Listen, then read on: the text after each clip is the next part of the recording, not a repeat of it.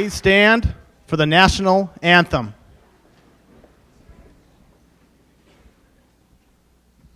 Oh, say, can you see by the dawn's early light what so proudly we held at the twilight's last gleaming, whose broad stripes and bright stars through the perilous fight o'er the ramparts we watched were so gallantly streaming, and the rocket's red glare, the bombs bursting in air, gave proof through the night that our flag was still there. Oh, say does that star-spangled banner yet wave o'er the land of the free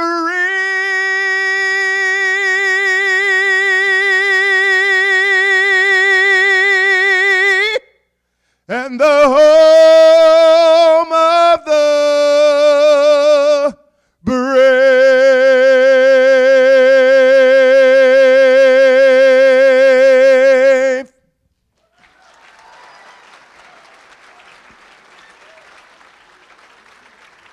Let's have another round of applause for Tim. Thank you very much. Thank you. So thank you for joining us this evening. My name is Bill Barabalt. I'm the president of the Richard Nixon Foundation. This is a very proud moment for all of us here. I'd like to first introduce Peggy Noonan. Peggy starts as a producer and writer at CBS News in New York. She today is the most popular columnist in America with her Wall Street Journal columns. She's the author of 8 books, including many bestsellers, special assistant to and speechwriter to President Ronald Reagan. As speechwriter, she helped inspire the power and eloquence in President Ronald Reagan's speeches. She wrote Reagan's address to the nation after the Challenger explosion. She's an author of a new bestseller, Times of Our Lives. There's an interesting link between Peggy Noonan, President Reagan, and President Nixon. And the tie is a similar inspiration for them that's hailed by Sir Andrew Barton about the perseverance of the human spirit. And it begins, I am hurt, but I'm not slain. I lay me down and I bleed a while, and then I'll rise and I'll fight again. President Reagan issued those words when he lost to presidential candidate Gerald Ford in 1976. President Nixon said the same words in response to a 1983 Frank Gannon interview, and he added, "This is the story of my life." We're also joined this evening by Richard Grennel, Director of Communications and Public Diplomacy at the United Nations under George W. Bush, Foreign Affairs spokesman for Governor Mitt Romney during the 2012 presidential campaign. Prior to being a spokesperson for those positions, he was a spokesperson for New York Governor George Pataki, San Diego Mayor Susan Goldring, and many other public officials. Today he's a Fox News contributor and founding partner of Capital Media Partners, a strategic communications advisory group whose clients include both public and private companies. So our team did some research on the two candidates, and often you have to go to an outside resource. So we made a simple appeal, and it was a very easy yes, and we have this person to help with the introduction. Hi, Rick. Hi, Peggy. Hi, everybody gathered there at the Nixon Library. It's great to see you again. I'm here on the set of The Five, but I would have much rather have been there with you. Peggy, of course, made a huge difference in my life with her early work and then writing What I Saw at the Revolution, which really paved the way for me to think that I could do what I ended up being able to do, which is my dream job of commentating on the conservative side of things when it comes to politics and culture and society. Rick Grennel I've known since 1998. He's a dear friend of mine. And I just want everyone to know that I think that Peggy's collection is a real gem of a book. You're going to want to have it on your shelves for years to come. And Peggy, my description of you is that you are actually a national treasure. So, ladies and gentlemen, please welcome by standing Rick Grennel and our national treasure, Peggy Noonan.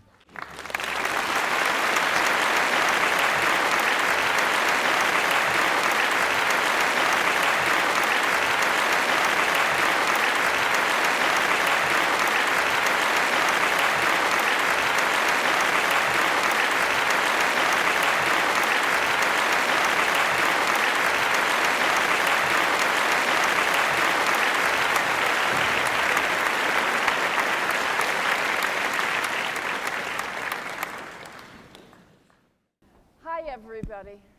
Thank you for coming. Well, how lucky am I? This is like such a treat, Peggy. I just cannot even begin to tell you. I'm a huge fan. I'm a writer. So to be on the stage with you is just a dream come true. So thank you. I read the entire book, I want you to know. And for so many people who write, I think you are the standard. You are instructive, you are nice, you can be very firm sometimes. I want you to talk to us a little bit about that balance, and I think in the book you call it sometimes giving the advice and then ducking. Yes. I do give a lot of advice and then duck. Let me just say I was so pleased that Rick agreed to come here and be with us tonight. I think I know Rick because of a very modern reason. I follow Rick on Twitter.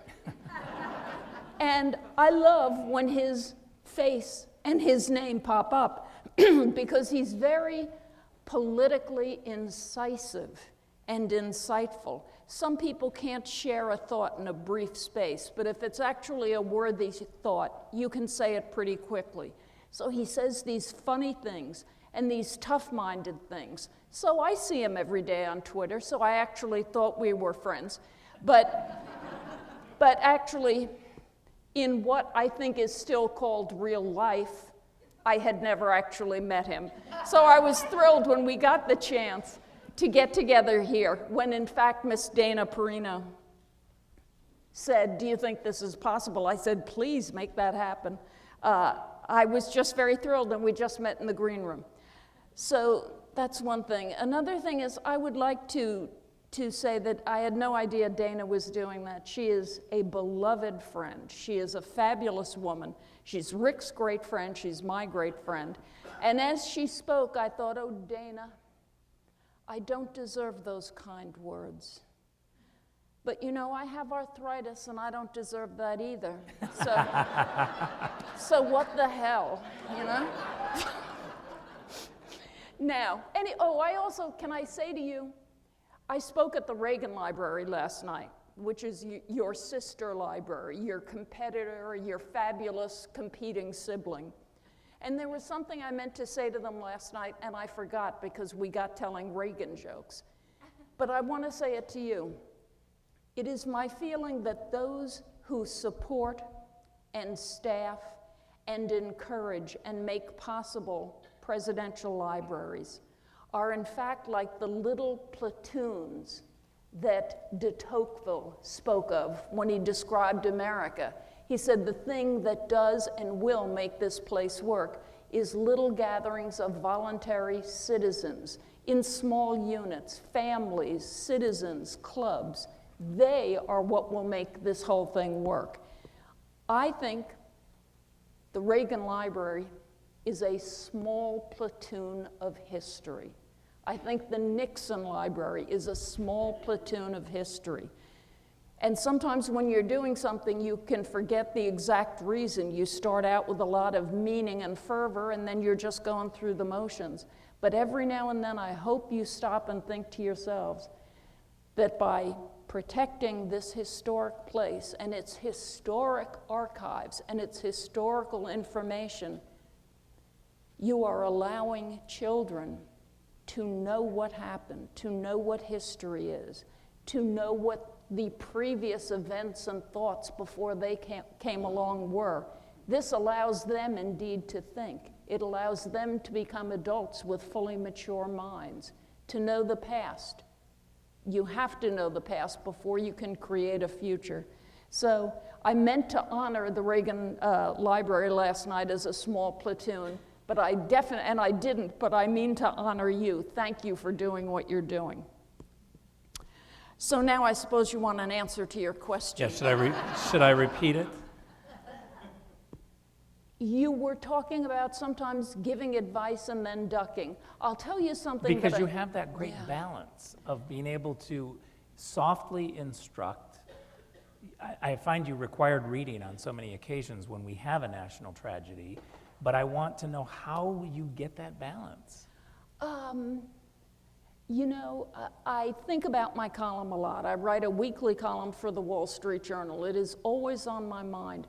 I always want every week to write about something that is worthy, that is important, and that is worthy of thought and attention. I think my readers are smart people. They have busy lives. They are all in small platoons also. I always think it's got to be worthy of them, but I also think in order to do, you're a writer, I'm a writer, to be a good writer, you have to actually describe what you think you are really seeing around you. If you do that and you try to be honest about it, you will sometimes be saying things that please your friends, for they see it the same way you do, but sometimes you see things differently, and you still have to say what you see if it's important enough. So those are the times when I say something that I know is going to get a reaction, not only from people I like and respect, but sometimes from people I love. I absolutely say what I think, and then I duck. There have been times I've actually imagined myself under my office desk. But I don't mean to sound complaining about that. That's just part of the price of doing business if you're trying to be a pro and report what you're seeing. In the intro, you talk about when you were putting this book together, that you put in piles of all your columns in the past, yes, no, and maybe. Yes. I'd love to hear, because I feel like it would help me. What was something in the no pile? And why did you put something out and say, no, that doesn't work? In the no pile was just a bunch of crap. Here's what I did. I decided I was going to do a collection. People had come to me over the years, as will happen if you're a writer who's been around for a while, and said, why don't you do a collection of your favorite essays and op-ed pieces and columns? And I never really wanted to do it because it felt a little final to me. Do you know what I mean? It sort of felt like, oh, I've had my career, now I'm showing you the best of, now I'll go to the assisted care facility. So I just didn't like the feeling of it. But then a few things happened at the same time. One is that Perino mischief maker came to me and said, you really ought to do this. And I said, no, I don't want to. She said, no, you ought to do a collection. This is the time for you. And I said, no. Then she took me out to dinner with her husband, Peter McMahon, and then we all drank red wine. And suddenly I was going, that's a good idea. But there was also, in the past year or two, Charles Krauthammer wrote a collection. It's a wonderful collection, but it was very clear to me he wasn't thinking, oh good, this is the end of my career. He was thinking, let me give you the best of what I've got so far. And the minute I could think of it that way, I thought, okay, great. So I literally went to warehouses and to the back of closets and pulled out the boxes of everything I'd ever written. This is 35 years of work. I mean, it had old CBS scripts in it. I actually read everything I'd written. It took me a long time. And I didn't know how to organize my stuff. So I made 3 piles on my living room floor. There was a pile that consisted of things that I read and I loved, and I put them here. Then I thought, gee, I like part of this, I like some of this, I'm not sure the subject is worthy, I put it here. And then I'd think, oh, Jesus, what mood was I in when I wrote this? Jesus. And I'd put that in the no pile. The no pile, luckily, started to grow. The maybe pile started to grow. But I kept going back to the yes pile and rereading things for fun. When you reread your stuff for fun, honey, you are in a good place. Yeah. On page 38 of this book, you say something I think which is incredibly insightful, especially for today's GOP primary. It's a little tickler there. You say that Reagan was not appreciated in the beginning. Do you mean in the beginning of his career? Yeah.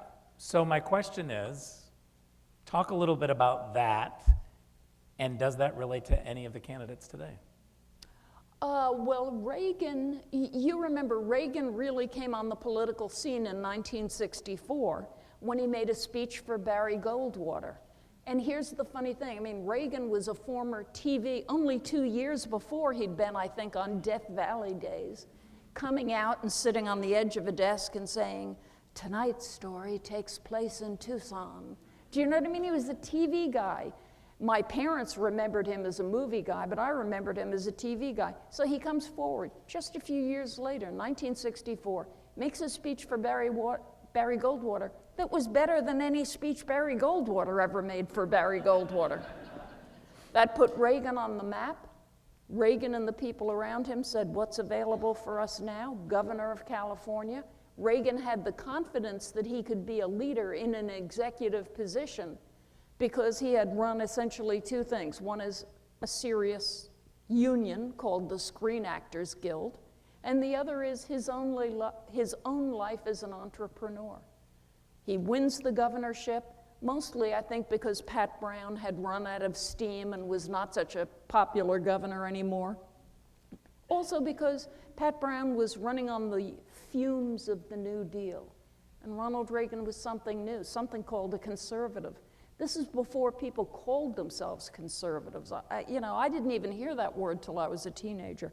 Anyway, Reagan was called, he was a very good governor of California, but he was dismissed by the mainstream media, by the left, by the Democratic Party, and by many Republicans as too conservative, Hollywood actor, guy's been divorced. He speaks these simple truths, which he thinks are simple truths, but we just think they're simple-minded. So he was put down for many years. Don't forget, it was a shock when he won a landslide in 1980, a real landslide, and a bigger landslide, 49 states in 1984. But was he denigrated at the start? Yes. Part of his power was that he didn't care. Anybody? He absolutely didn't care.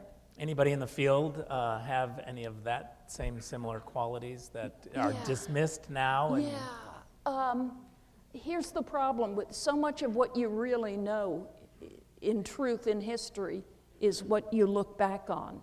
I always think there's Reagans running around us and Teddy Roosevelt's running around, really fabulous and compelling figures, but we don't really know who they are yet. I am in an interesting position in that whenever I go on a news show, because I'm associated with Reagan, because I worked for him, people say, Peggy Noonan, who's the Reagan in this crowd? And then they wait for me to be embarrassed and go humana, humana, humana for 12 seconds.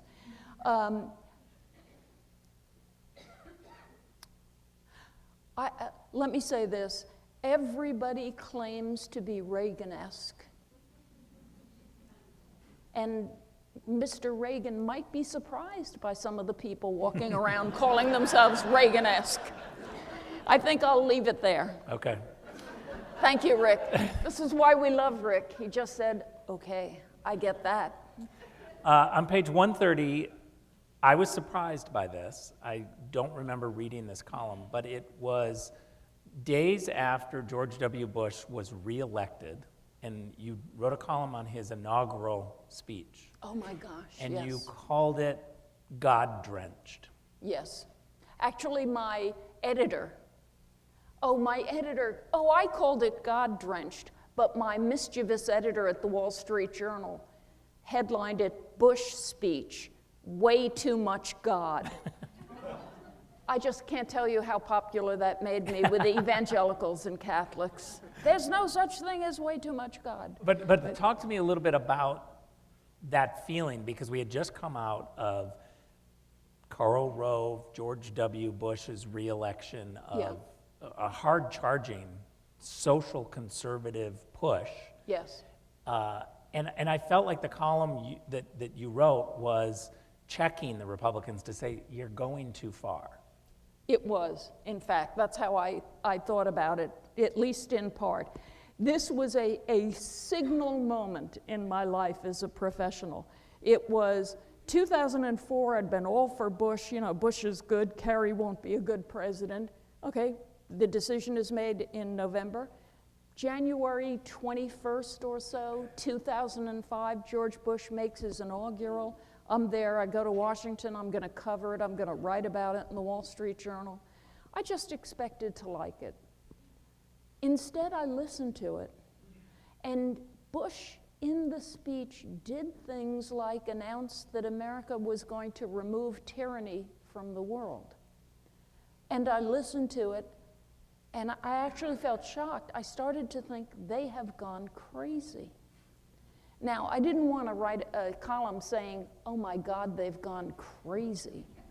So I wrote a sort of nice column that talked about the beauty of the day, that highlighted some of the things Bush said that I thought were well put, that talked about Laura Bush's beauty and William Rehnquist's gallantry in showing up with late-stage cancer to swear in the president. So there was so much to say, but then I got down to the meat of the speech and I said, you know, this is a little crazy. And explained why I thought this sort of expansionist, aggressive vision in the middle of two wars that we already had cooking that didn't appear to be working so far. I just thought it was so a bridge too far, and I also got the impression that nobody was checking Bush and those who put together that speech and questioning them. They were just sort of all just running like horses let out of a gate. So I wrote what I thought was actually a fairly balanced but critical column.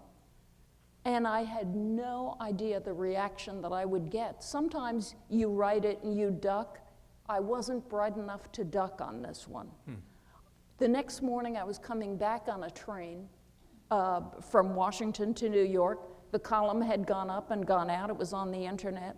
I'm on my phone and I start seeing my world exploding. I'm being attacked by this one, attacked by that one. The White House went to various columnists and said, attack this woman. They had thousands of people email me, really tear me apart, kind of threaten me. And it was very shocking for me in a number of ways. One was, geez, they're acting like I have no right to say this.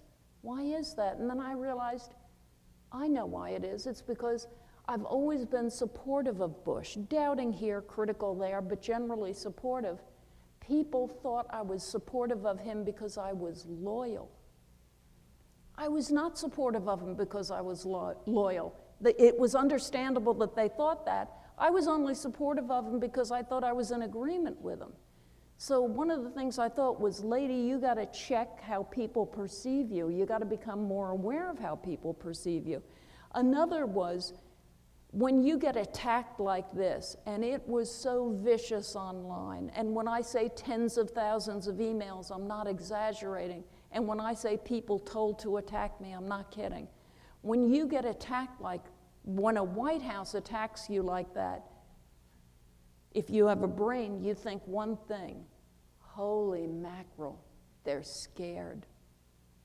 They're not secure. They're not sure they're doing the right thing. Mm-hmm. They're not secure in the way they are executing and putting forward these wars and these endeavors. They're so scared that they're trying to kill me. So that was a real lesson. I learned so much from that incident. Anyway, they tried to get me to dummy up. So the next week I answered all the critics in an extremely long piece that is also in the book. And then they attacked me some more, and then I think somebody in the White House actually had the wisdom to say, stop, she's only a writer. But until that point, it was really terrible. People were so nervous for me. A United States senator I knew, just not deeply, but I knew him, he called me up, and in this furtive voice, he said, Peggy, I just want you to know, you don't deserve this. Gotta go. And he hung up the phone. It was like, whoa. It was like, oh, the guys with guns are outside. So anyway, it was one of the terrible moments of my professional life, and yet it was part of the making of me. I had to understand how people saw me, and I had to make a decision about whether or not I was going to continue to call it as I see it. And my decision was blank in A. I'm going to continue calling it as I see it. Well, I think your credibility went way up because of it, seriously. And You do? absolutely. Oh my God, I internalized a little too much of the anger. I felt for years that everybody really hated me after that. It was emotionally difficult for me. Too bad. I mean, that goes under the heading, too bad, but I mean, it really does. I criticize people for a living. I should be upset they criticize me. But I appreciate what you're saying, but that was not how I felt about it at the time.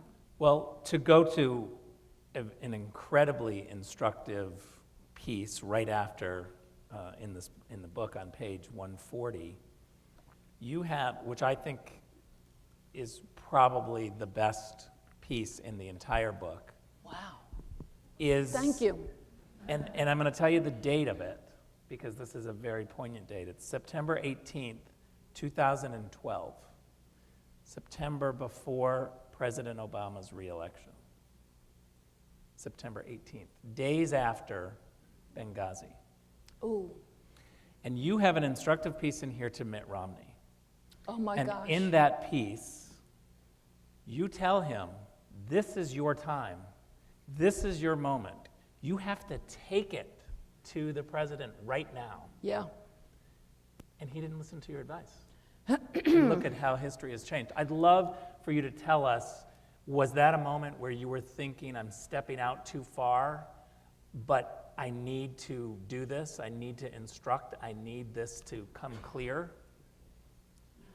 Both Nixon and Reagan did that. I will now lay me down and bleed a while, and then I will rise up and fight again. At a certain point, all professionals who've been pummeled get to that point. So I had no shyness about rudely informing Mr. Romney of how he ought to be comporting his campaign. I think you're referring to the column in which I called his campaign a rolling calamity. Is that it? It was. It was vacuous and meaningless. It was not about the lives people are really living. It was not about facing the real threats and challenges America faces in the world. It was more about, you know, America wants a sunny future and Americans are optimists and all this, you know, political pablum stuff. So I said, wake it up. I mean, I was really rude. I said, fire this one and that one. I said, shake up your campaign. Stop with these dumb prefabricated events where like they have stacks of hay in the background and you come out in handsome jeans, you know, and all by yourself, you know, hold the mic and say lovely things about America. Do you remember the scene in Moonstruck where Cher slaps the guy and says, what'd she say? Get over it. Yeah. Okay, that's how I felt. But I had no fear about saying that, and I knew they'd push back, and they pushed back. But I was beyond being upset about that at that time. Well, I think it's the brilliance of your writing is that we all felt that. And You when, did. when we read it from you, there is a shock. First, there's a shock of like, ooh, she's saying what we don't want the Democrats to hear. Yeah, I know. And yet, she's saying what the Republicans need to hear. And I think that was one of those types of columns. And it was, do you know what, can I tell you about a nice moment as opposed to a horrible moment that followed that? Afterwards, I was invited to a thing that a vice presidential nominee, Paul Ryan, was speaking at. And as you know, so that's a little controversial for me because there are going to be some people around their right who are mad at me and don't like me. Fine, I want to hear Paul Ryan. I go in, I sit down. The guy who takes me to my seat is a young staffer, bright young kid, 25, 26, 27 years old. He sort of helps me to my seat, and as he does, he leans down and he says, "Keep it up, you're right." Now, he works for Great. Paul Ryan and Mitt Romney. That was a fabulous moment. That's great. On page 205 in here, you have and about 20 pages after that, you have a series of columns post 9/11, Yeah. where I think, and many people will agree, that's when you became the national treasure, I think. That's when. What a nice thing. That's when I felt like it was required reading right after 9/11. I had to get to Peggy Noonan's column because it gave us all, I think, a sense of we were outraged, we wanted to do something, but we couldn't go too far. And you had such the great poetic balance there. I'd love for you to talk to us a little bit about writing that, and was it incredibly draining to think about instructing America to also be nice during this time we were outraged? No, it was not draining for me, except I was drained the way everybody else was. But it was also a feeling of great community and great therapy and great sharingness. I'll tell you something that happened around those columns. I began as a columnist for the Wall Street Journal in July of 2000. The world blew up on 9/11/01. I'd been just a regular weekly columnist only online in those days. The world blows up on 9/11. Because I was only online, I wasn't limited to 1,000 words. I could write 5,000 word pieces. All right, I'm there in New York. I had my own drama on 9/11, as everybody in New York did.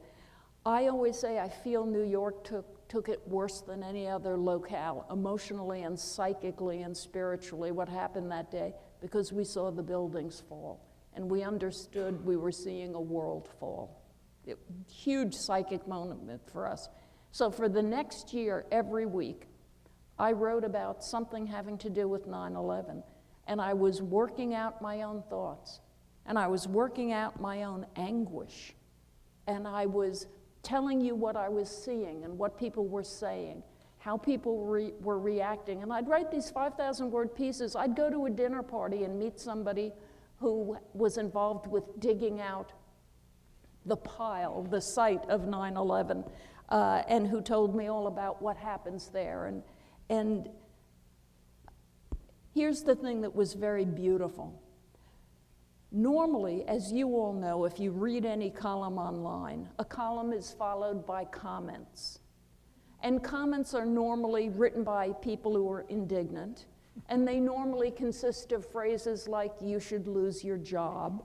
And there was a woman who used to write to me and say, "I hope you have an aneurysm." I mean, people write the most extraordinary things, and that was sort of what I'd been used to for a year. Suddenly on 9/11, everybody could see my anguish, and they brought their anguish to the columns, and they wrote in the comment sections about their lives and what they'd seen that day and what they were nervous about, what they were afraid America would do, what they wanted America to do. I would see these extraordinary comments, and I would quote them sometimes in next week's column. It was a spontaneous uprising on the internet of community by people, all of whom felt somewhat wounded and damaged and moved and determined to get through this. And it was one of the greatest experiences of my life. I give a lecture to some college kids in the book about how when you, in your profession, if you are lucky, you are going to have a few moments in your professional life that let you think, this is why I'm here. They are deeply satisfying moments. The Challenger Day gave me one of those moments. I thought, I should be here. I'm glad I'm here. I'm doing my work. I get this. The whole year after 9/11 was one of those moments too. And you're very lucky, as you know in your life. If you're a doctor, it may be when you were doing this and this and this. A lawyer, it was this case. This is why I'm a lawyer. And for me, 9/11 and the Challenger were two very much those moments.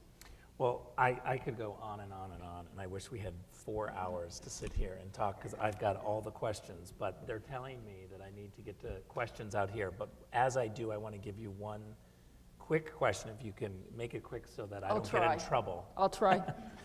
On page 403 here, you talk about the growing distance between Washington and the public it dominates. Yes.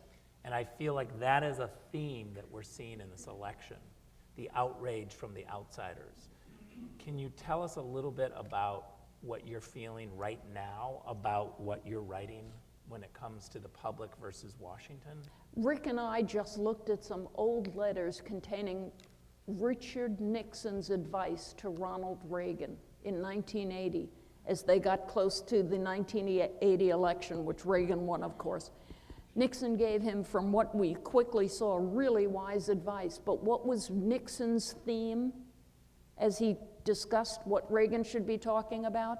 The distance between the elite in Washington, essentially, and the American people on the ground.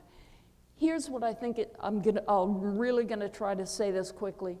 This whole outsider thing, if you add the Donald Trump supporters with Ben Carson supporters, with Carly Fiorina's supporters, in all of the polls, you get just more than 50% of Republican voters saying they want these outsiders with different credentials, with different experiences, not this political class that they've been voting for almost forever.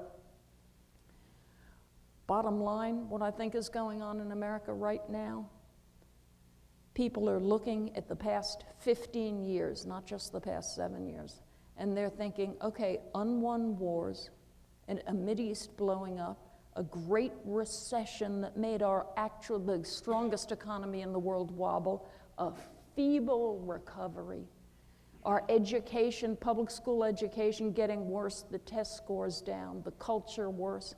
Okay, who gave us that? The most credentialed, politically experienced people in America gave us that world which we hate. So what are we gonna do? We're gonna look at somebody else's credentials, somebody else's experiences. Maybe politicians are not the answer now. Maybe some other kind of expertise. Maybe it's a businessman or a businesswoman. Maybe it's a brain surgeon.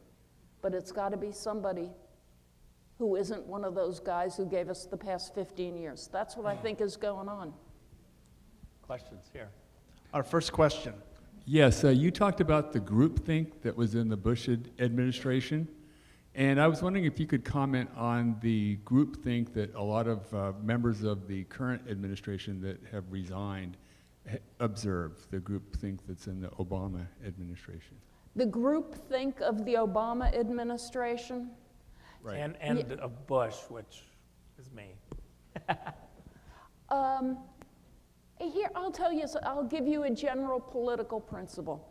I worked in a White House that was so bloody, I used to imagine there was blood on the floors and it was sticky.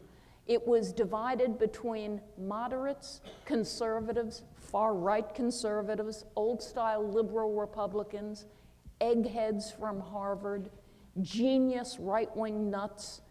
It was the most extraordinary combination of ideologies, personalities, temperaments, and backgrounds.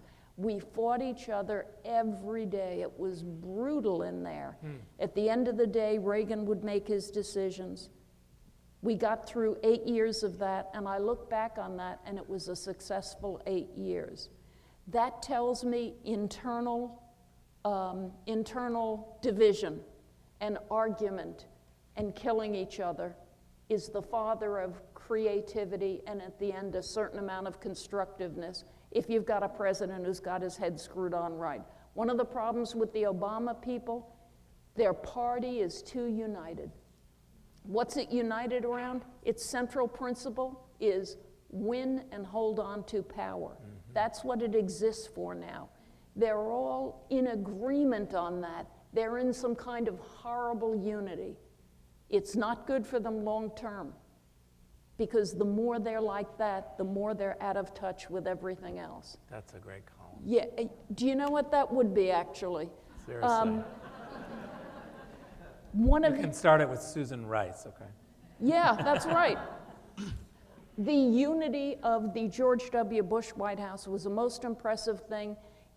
It would not probably have been as unified a White House as it was, because it would not have been so unified. It would have been creative and crazy like the Reagan era, I think, but for 9/11, which so concussed everybody, which made the people in the White House feel we have to hold on to each other and hold on to what we're doing here, because our very world is in peril.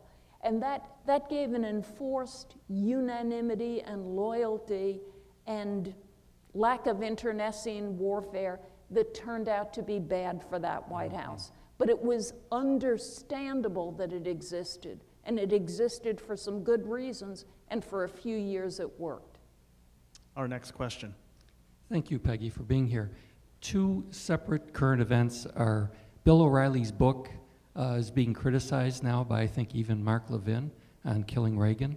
What your thoughts are on that, and separately, Politico's view of Ben Carson today, and what is their background, who's their money, and what are they trying to accomplish? Oh, well, I'll give you, I can't do the Ben Carson thing so well. Here's why. I've been out yammering all day, all last night and all today, and I haven't been able to thoughtfully sit down and read the Ben Carson story. It is my impression that he said loosely years ago, they offered me a scholarship at West Point, but I didn't take it. I went to Yale. I'm sure he did meet with William Westmoreland, as he says, and Westmoreland, looking at this kid, serious student, ROTC, young black American conservative, might consider the military. Of course Westmoreland would go back to West Point and say, you might want to consider this kid. So I can't believe that, it's hard for me to believe that Ben Carson lied, but maybe he did. I just haven't followed it closely enough. Bill O'Reilly, oh my God. I haven't read his book yet, but was disturbed that on the plane out here, the man next to me couldn't stop reading it. I thought that was a terrible sign. I wanted to look at him and say, don't you understand what an idiot this man is? But I didn't. I hope you didn't hear that word. Are we being taped? Duck. Duck. He says duck. Look, let me just say briefly this. Ronald Reagan was the last two-term president whose presidency most Americans in the polls feel unambiguously was a success. Maybe that'll change with time. There'll be more presidents, we'll see. But that's known as sort of the last unambiguously successful presidency. Turned around the American economy, forced the Soviet Union to change. Berlin Wall comes down. These you might call achievements. If the secret to Ronald Reagan is that he really had Alzheimer's for 8 years, then that makes our lives easy. Who's running for president? Let's get the one with Alzheimer's. It's like, fine, if that's what it takes to turn your world around, okay, great. Find out who has Alzheimer's, I'll vote for him. It's an absurd, I haven't read it, but I know it is. I can't say it's an absurd book, but I can tell you it is a deeply absurd, uninformed, and ignorant thesis.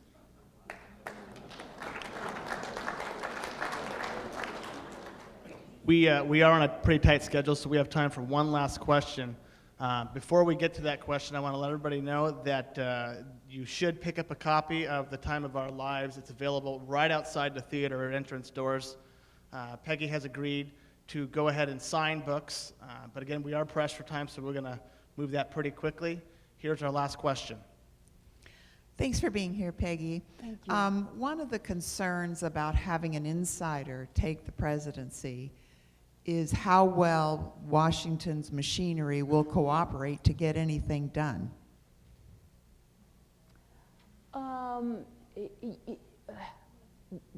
You're saying one of the reasons people like outsiders is they don't even trust the Washington bureaucracy to get anything done? I'm sorry, I wasn't clear.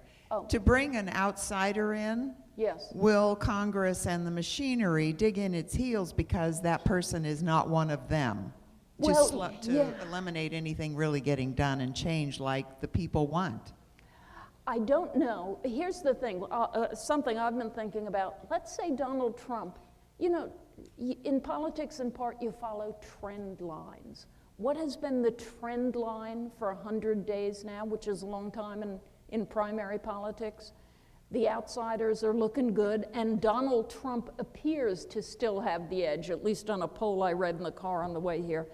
Suppose Donald Trump starts winning early states. Suppose Donald Trump is really going towards winning the nomination. What does the Republican Party do? Never mind the Democratic Party. But what will the Republican Party do? Will they, quote, let that happen? Well, I don't know. If the people decide they want it to happen, I guess they're going to have to let it happen. Then what does let's say a Donald Trump runs against Hillary. Let's say people say, okay, slightly crazy versus slightly corrupt. I think I'll take slightly crazy.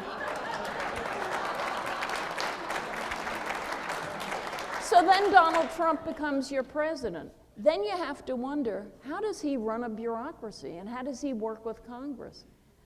I talked to enough people in New York to know him to think, you know what, he could probably work out pretty good deals with the Congress. But the bureaucracy, I don't know. I mean, he's a guy who thinks he can pick up the phone and say, you're not cutting it, you're fired. Whoa, that doesn't really work in Washington, does it, No. Rick? No, it doesn't. It should, but it doesn't. But it doesn't. So let me wrap up this way. I love presidential politics. One of the problems with the book, with making my decisions, was I so loved writing every 4 years and presidential years that I almost made it a presidential year book, if you know what I mean. It was like so much stuff that I found so exciting and so fun. And of course, the issues don't go away. I forgot what my point was. I'm so sorry. I had my first interview today at 8 a.m. and I've now reached stupid point. Do you have any idea what point I was trying to make? Did anyone discern a point coming down the road? Oh, I know what it was. It's such, I've been covering these things for many years. I've never seen a primary year like this ever. On the Democratic side, you've got the Vermont socialist versus, you know, the woman who even Democrats think is corrupt. And it appears, I mean, I love these polls where they say, is Mrs. Clinton trustworthy? No. Do you think she tells the truth? No. Who are you voting for? Oh, Mrs. Clinton. So that's on the Democratic side. On the Republican side, we have all of these exotic characters and this outsider-insider thing, plus the apparent, but not necessarily definitive, fall of an establishment frontrunner named Jeb Bush. This is the most extraordinary year. And normally, you know, people like Rick and I, you know, we sit in the green room and we say, so how does it look? What do you think? And then we have inside knowledge, supposedly, that we share with each other. I have no idea what's going to happen this year, which is fabulous for me. I mean, I have to look at history as, is it good for the pundits? And this year is good for the pundits, is all I can tell you. Peggy, Rick. it's been phenomenal. Thank Thank you you so very much. much. Thank you, Rick. Thank you, my dear. I have to hug you. You are as cute. Sorry, you're as cute as your picture. I'm so thrilled.